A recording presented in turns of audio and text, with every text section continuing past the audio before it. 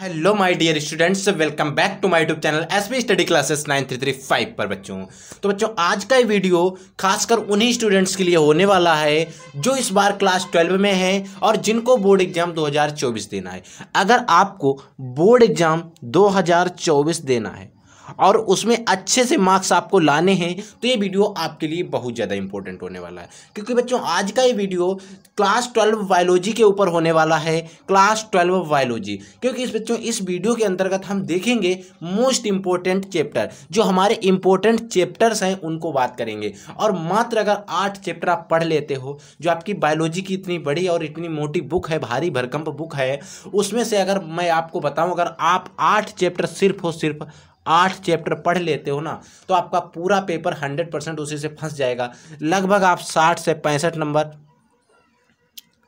या 55 नंबर तक आप इन्हीं चैप्टर से ला सकते हो बच्चों, क्योंकि फिर आपको क्या करना पड़ेगा, इन सभी चैप्टर को ध्यान से पढ़ना पड़ेगा। और ये चीज़ मैं आपको बताऊंगा कि कौन सा चैप्टर पढ़ना है और किस चैप्टर में किस टॉपिक को पढ़ना है। बस अगर आप उतना तैयार कर लेते हो, बहुत कम समय बचा है आपकी बोर्ड एग्जाम को, और इतने समय में इतनी अच्छी तैयारी कोई नहीं करवाने वाला है। मैं आपको बताऊँगा, इतने चैप्टर आप पढ़ लेना और आपकी तैयारी एकदम बेहतर हो जाएगी। आप चाहे किसी भी मॉडल पेपर से मैच कर लेना, इसी चैप्टर से, इन टॉपिक से क्वेश्चन आपको हर एक मॉडल पेपर में मिलने वाले हैं। और एक बात, ये जो हम पेपर लेकर आने वाले हैं, जो पैटर्न हमारा है, ये न्यू सिलेबस के अकॉर्डिंग है, पुराना सिलेबस नहीं है। जो आपका सिलेबस चेंज हुआ है, उस न्यू सिलेबस के अकॉर्डिंग जो चैप्टर हैं और उनके टॉपिक भी हैं। ठीक है बच्चों, तो आइए हम वीडियो को शुरू करते हैं, एक एक टॉपिक को समझ लेते हैं। पहला हमारा चैप्टर रहेगा sexual reproduction in flowering plant, यानी कि हिंदी में कहें तो पुष्पीय पादपों में लैंगिक जनन, इंग्लिश में कहते हैं sexual reproduction in flowering plant. ठीक है, अब देखिए इस चैप्टर के अंदर का आपको क्या क्या पढ़ना है। देखिए सबसे पहली मेन बात है स्ट्रक्चर ऑफ फ्लावर। आपको पुष्प जो होता है उसकी संरचना पढ़ लेनी। आप पुष्प की संरचना पढ़ेंगे तो आप उसमें पुमंग भी पढ़ेंगे, पुमंग, और इसमें आप जयांग भी पढ़ेंगे, जयांग के भी पार्ट पढ़ेंगे, पुमंग के भी पार्ट पढ़ेंगे। तो आप इसमें आवश्यक चक्र भी पढ़ेंगे, सहायक। जब आप पुष्प की संरचना पढ़ोगे तो वहाँ पर आपको सारी चीज़ें समझ में आ जाएंगी। ठीक है, तो पहला टॉपिक तो ये हो गया। फिर हमको 2 टॉपिक और पढ़ने हैं। आपको लघु बीजाणुधानी और गुरु बीजाणुधानी, आपको दोनों पढ़नी है। देखिए लघु बीजाणुधानी में लघु बीजाणुओं का निर्माण होता है, अर्थात कि परागकण जो हैप्लॉइड होते हैं, या हम इनको कहें परागकण। ठीक है, गुरु बीजाणुधानी में गुरु बीजाणुओं का निर्माण होता है, या फिर हम कहें ओवम के, या फिर हम कहें जो उनके भ्रूण कोष या भ्रूण पोष, ठीक है, भ्रूण कोष का निर्माण होता है। तो इस प्रकार से गुरु बीजाणुधानी में क्या होगा, गुरु बीजाणुओं का निर्माण होगा, और जो लघु बीजाणुधानी होगा उसमें लघु बीजाणुओं का निर्माण होगा। ठीक है, नेक्स्ट देखिए, फिर आपको पढ़ लेना है परागण। परागण मतलब होता है पोलिनेशन। अब परागण कई प्रकार से होता है। देखिए परागण का मतलब होता है जब किसी पुष्प के परागकण परागकोश से निकलकर वर्तिकाग्र पर पहुंच जाते हैं। मान लीजिए हमारे पास यहाँ पर था परागकोश, परागकोश, ठीक है, यहाँ से परागकण निकले और यहाँ पर देखिए वर्तिकाग्र था, वर्तिकाग्र। अब यहाँ से निकले और यहाँ तक पहुँच गए। यहाँ में जो इतना समय है जो क्रिया हुई, इसे ही कहते हैं परागण। क्या कहते हैं, पराग। ठीक है, समझ में आ गया परागण। अब देखिए ये जो है परागण हुआ है, ये कई प्रकार से हो सकता है। बाई जंतु के द्वारा भी हो सकता है वो वायु के द्वारा हुआ हो सकता है वो जल के द्वारा हुआ हो, यानी कि वायु के द्वारा हो सकता है और जल के द्वारा हो सकता है, और हमारे जंतुओं के द्वारा हो सकता है। यानी जो परागकण गए, हो सकता है वायु के माध्यम से चले गए हो सकता है कोई जंतु लेकर गया हो, और हो सकता है जल के माध्यम से चले गए हों, यानी कि यहाँ तक पहुँचे हैं। ठीक है, तो क्या होता है, इस क्रिया को ही परागण कहते हैं। आप जल के माध्यम से जाएंगे तो जल परागण कहेंगे, वायु के माध्यम से जाएंगे तो उसे हम वायु परागण कहेंगे, और अगर फिर जंतुओं के माध्यम से जाते हैं तो उसे हम जंतु परागण कहेंगे। सिंपल सी डिफिनेशन है, आप पढ़ेंगे, याद कर लेंगे। आप चैनल पे जाएंगे तो वहाँ पर आपको एक लेक्चर मिल जाएगा, उसमें मैंने फ्लो चार्ट से समझाया, कुछ भी रटाया नहीं है, और चार्ट ऐसा समझाया कि आपके एक बार में माइंड में घुस जाएगा। ठीक है बच्चों, अब देखिए नेक्स्ट हमारा टॉपिक है, आपको पढ़ना है भ्रूणपोष। अब देखिए बच्चों भ्रूणपोष होता है थ्रियन, क्योंकि ये द्विध्रुवीय केंद्रक और अंड जो सहायक कोशिकाएं होती हैं उनसे मिलकर बनता है। द्विध्रुवीय केंद्रक के साथ जो हमारा परागकण का सेकंड परागकण, प्रथम परागकण जो होता है वो क्या होता है, परागकण में 2 नरयुग्मक बनते हैं। ठीक है, एक नरयुग्मक जाता है अंड कोशिका के साथ समीकरण कर लेता है, तो फिर बन जाता है भ्रूण कोष। क्या बनता है बच्चों, भ्रूण कोष। ठीक है, भ्रूण कोष बनता है, लेकिन एक जाता है द्विध्रुवीय केंद्रक और अंड कोशिका जो द्विध्रुवीय केंद्रक होता है, और जो दूसरा नरयुग्मक था परागकण में वो समेकन करते हैं, तो 3 हो गए ना कोशिकाएं, तो त्रिगुणित जो बनता है वो भ्रूण पोष होता है। ठीक है बच्चों, इनके आप बारे में पढ़ेंगे तो आपको समझ में आ जाएगा। ठीक है, फिर बच्चों आपको पढ़ लेना डबल फर्टिलाइजेशन यानी कि दोहरा निषेचन, जिसकी खोज नवासी ने 1891 ईस्वी में की थी। ठीक है, बहुत इंपॉर्टेंट है 6 टॉपिक जो आपको इन चैप्टर में पढ़ने हैं और याद ही करना है। ठीक है बच्चों, आप देखिए नेक्स्ट चैप्टर हमारा आता है, नेक्स्ट आता है ह्यूमन रिप्रोडक्शन, मानव जनन। अब देखिए मानव जनन में आपको क्या क्या पढ़ना है। आपको मानव जनन में सबसे पहले आपको पढ़ना है नर और मादा जनन तंत्र। आपको नर और मादा जनन तंत्र बनाना आना चाहिए, इसके बारे में जो भी इसके अंग होते हैं सभी के बारे में पता होना चाहिए। आपको पढ़ लेना है स्पर्मेटोजेनेसिस या शुक्र जनन की क्रिया क्या होती है। ठीक है, आपको आर्तव चक्र पढ़ लेना है, आपको रजोदर्शन पढ़ लेना है और मासिक चक्र पढ़ लेना है। इनके बारे में बताने की जरूरत नहीं, आप सब पढ़ लेंगे। ठीक है, आपको पढ़ लेना है भ्रूण की कलाएं क्या होती हैं, हमारा जो भ्रूण होता है उसकी कलाएं क्या होती हैं। आपको अंड जनन की क्रिया पढ़ लेनी है, यानी कि शुक्र जनन भी पढ़ना है और अंड जनन भी पढ़ना है। ठीक है, तो दोनों पढ़ना है, और इसके जो टॉप 5 टॉपिक हैं आप इन्हीं सभी को पढ़ेंगे तो कई टॉपिक बन जाएंगे इसी में, क्योंकि अगर आप नर जनन तंत्र की बात करेंगे तो इसमें कई भाग हैं, इसके भी कई भाग हैं, इनके अलग अलग पार्ट होते हैं, क्योंकि इसमें सब सहायक अंग लगे होते हैं, तो इन सभी के बारे में आपको पढ़ना पड़ेगा। ठीक है बच्चों, तो ये मानव जनन तंत्र जो है उसमें मानव जनन है, इस चैप्टर में सिर्फ आपको 5 टॉपिक पढ़ने हैं और बिल्कुल रट लेना है, इनमें आपको कन्फ्यूजन नहीं, इनमें आपको कंजूसी नहीं करना है। ठीक है बच्चों, नेक्स्ट चैप्टर देखिए। देखिए बच्चों, जो नेक्स्ट हमारा चैप्टर है चैप्टर नंबर 3 है जनन स्वास्थ्य। देखिए जनन स्वास्थ्य क्या होता है, जो चैप्टर है ये चैप्टर ऐसा चैप्टर है हर एक स्टूडेंट इसको इसमें आता है, क्योंकि ऐसा चैप्टर है अगर आप इसको थोड़ा भी पढ़ लेंगे ना तो पूरा चैप्टर समझ में आएगा, आपको इसमें इंटरेस्ट आता है। देखिए इस चैप्टर में आपको टॉपिक क्या पढ़ना है, आपको जनसंख्या विस्फोट पढ़ना है। अब जनसंख्या विस्फोट क्या है, देखिए जो जनसंख्या हमारे देश में और भारत देश में क्या हो रही, तीव्र गति से बढ़ रही है, तीव्र गति से जनसंख्या बढ़ रही है, उसे ही हम क्या कहेंगे बच्चों, जनसंख्या विस्फोट कहेंगे।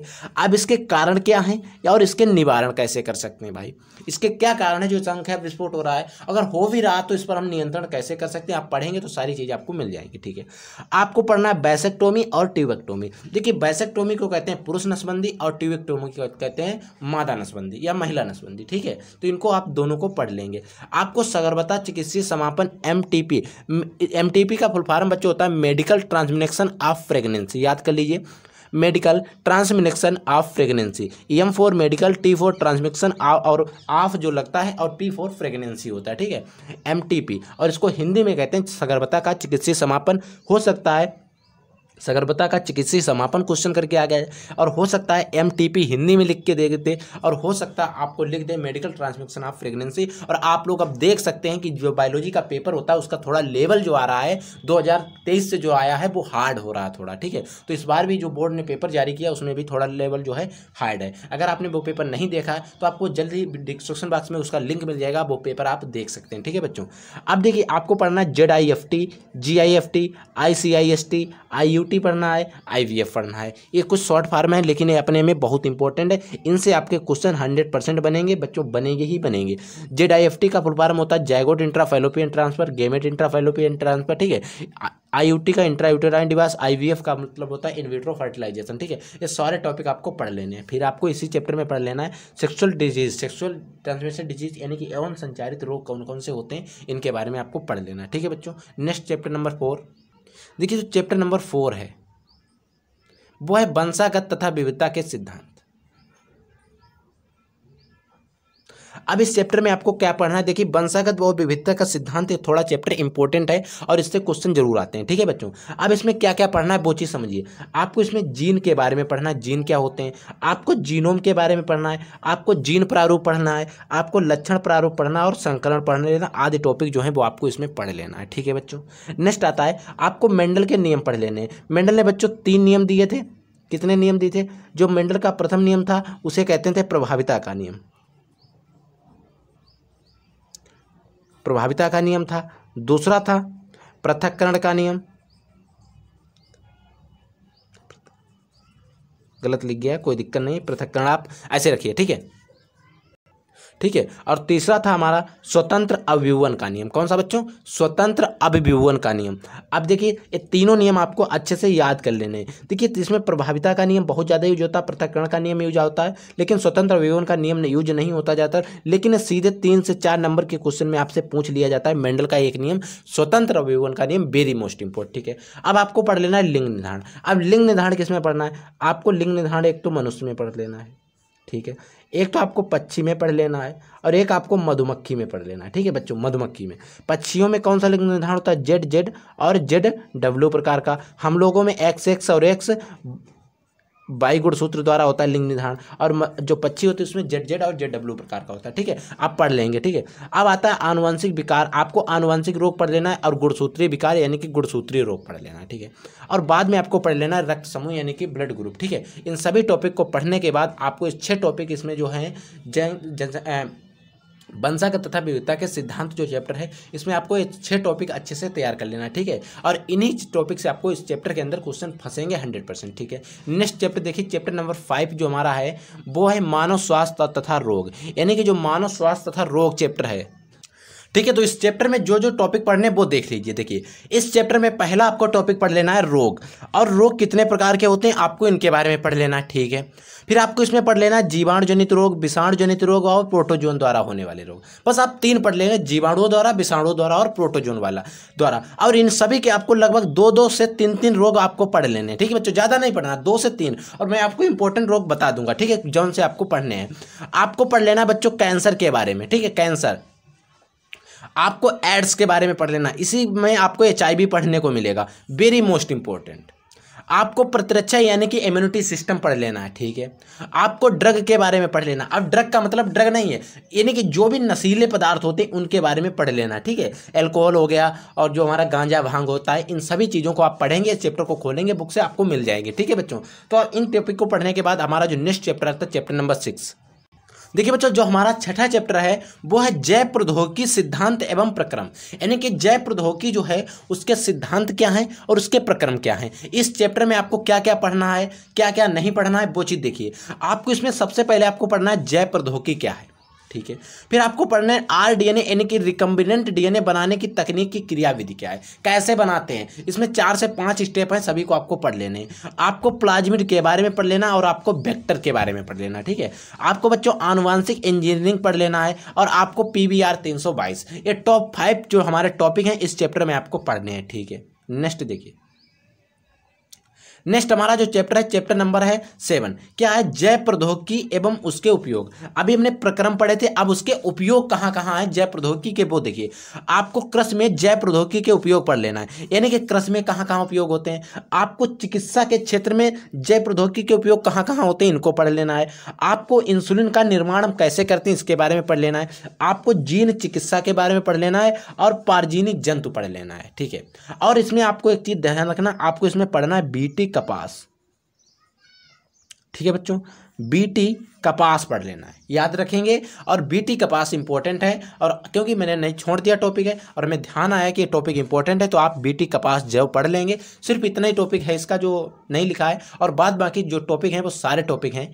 ठीक है, वंशागत के आणविक आधार आपको पढ़ लेना है। वंशागत के जो आणविक आधार थे वो क्या थे, और इतना इंटरेस्टिंग चैप्टर है बच्चों। अगर मैं कहूँ अपने रियलिटी में तो सबसे आनंद इसी चैप्टर पढ़ने में आता है, क्योंकि इस चैप्टर में ऐसी चीज़ें हैं जो रियलिटी में होती हैं, और आपको पढ़ना क्या मिलेगा जो आप पीछे पढ़ चुके हो। जैसे DNA आपने शुरू से सुना है, RNA का सचित्र वर्णन चित्र की सहायता से आपने कई बार सुना है, कई बार पढ़ा है, तो आपको इसमें कोई ज़्यादा रटने की बात नहीं है। ठीक है, आपको पढ़ लेना आनुवंशिक पदार्थ की खोज और उसके प्रमाण। देखिए ये टॉपिक जो है थोड़ा आपको नया लगेगा। आनुवंशिक पदार्थ की खोज किसने की? फ्रेडरिक मिस्चर ने की थी। ठीक है बच्चों, पश कोशिकाएं जो थी उनसे केंद्रक से एक पश निकाला था, उसी से की थी। ठीक है, तो आपको इसके प्रमाण क्या क्या है? ग्राफित का रूपांतरित प्रकार से और चीज का प्रयोग और एवरी मेथड और मैकार्टी का प्रयोग, यानी कि 3 प्रयोग हैं, इनको आप पढ़ेंगे। आपको DNA फिंगरप्रिंटिंग के बारे में आपने सुना होगा, और पढ़ेंगे तो आपको बहुत इंटरेस्ट आएगा। ठीक है, आपको बच्चों पढ़ लेना एक जीन और एक एंजाइम परिकल्पना। देखिए एक जीन और एक एंजाइम परिकल्पना जो दी थी वो बिडल और टाटम 2 साइंटिस्ट थे, उन्होंने दी थी। ठीक है, इन्होंने एक जीन एक एंजाइम परिकल्पना बिडम और टॉटन ने दी थी। ठीक है, याद रखेंगे बिडल और टाटम, क्योंकि ऑब्जेक्टिव क्वेश्चन में आपसे बन सकता है कि एक जीन एक एंजाइम परिकल्पना किसने दी थी। ठीक है, अब आपको पढ़ना है tRNA का क्लोवर पत्ती मॉडल। ठीक है, ये चीज आपको पढ़ लेने हैं। तो बच्चों ये जो थे टॉप 8 चैप्टर थे हमारे, टॉप 8 चैप्टर थे, इनके इंपॉर्टेंट जो भी हमारे टॉपिक थे वो मैंने आपको बता दिए। अब अगर आप इतना पढ़ लेते हो ना तो इससे बाहर एग्जाम में नहीं आने वाला बच्चों, इसी से आपको फंस जाएगा, क्योंकि आपको भी पता है एग्जाम में भी हमें कुछ क्वेश्चन अथवा में दिए होते हैं, तो आपको वहां पर कहीं ना कहीं आपके सारे चैप्टर पढ़ जाएंगे और फंस जाएंगे। और आप अगर इतना तैयार कर लेते हो बच्चों, आप बोर्ड एग्जाम में अच्छा करोगे, मेरी गारंटी है और मैं आपसे ये आशा करता हूँ। और अगर आपको बोर्ड एग्जाम में नहीं फंसता है तो मेरी गारंटी है, और अगर 100% फंसे तो आपकी गारंटी आपको पूरा करके ही आना है। आपको कॉपी पेन पे नोट करके इन टॉपिक को तैयार करके अभी से जुट जाइए, और आपसे के पास 4 से 5 या जो भी महीने हैं आप बस उसमें इन टॉपिक को तैयार करने में लग जाओ, और बोर्ड एग्जाम में आई होप आपका रिजल्ट ही बहुत ही अच्छी आएगा। ठीक है बच्चों, तो आई होप मैं ये भी आशा करता हूँ हमारा वीडियो आपको अच्छे तरीके से समझ में आ गया होगा। अगर आपको वीडियो समझ में आए तो वीडियो को एक लाइक कर देना, और अगर आप लोग चैनल पर नए आए हैं ना, चैनल को सब्सक्राइब जरूर कर देना, क्योंकि आपसे रिलेटेड और आपके बोर्ड से रिलेटेड हम इस चैनल पर वीडियो अपलोड करते रहते हैं, ताकि आपकी तैयारी जो है एकदम बेहतर ढंग से करा सकें। और अगर आपको कोई भी किसी भी सब्जेक्ट में, physics, chemistry, biology, Hindi, English, math, किसी भी सब्जेक्ट में कोई भी क्यूरी रहती, कोई भी डाउट रहता है, कोई ऐसा क्वेश्चन रहता है जो आपसे नहीं होता है, तो आप हमें कमेंट सेक्शन में कमेंट करेंगे, हम और हमारी टीम आपका उसका जवाब देगी, और अगर क्वेश्चन अच्छा हुआ तो हम उसका वीडियो सोल्यूशन भी आपको प्रोवाइड करवा देंगे। ठीक है बच्चों, तो जय हिंद, पढ़ते रहिए, आगे बढ़ते रहिए।